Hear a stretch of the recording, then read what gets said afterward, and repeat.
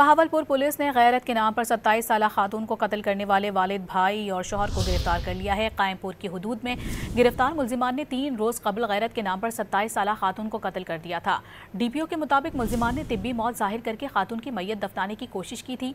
मुल्जिमान के खिलाफ मुकदमा दर्ज कर लिया गया है।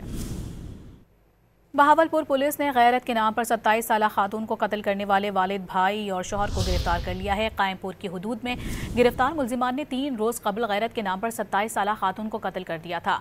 डीपीओ के मुताबिक मुल्जिमान ने तिब्बी मौत जाहिर करके खातून की मैयत दफनाने की कोशिश की थी। मुल्जिमान के खिलाफ मुकदमा दर्ज कर लिया गया है।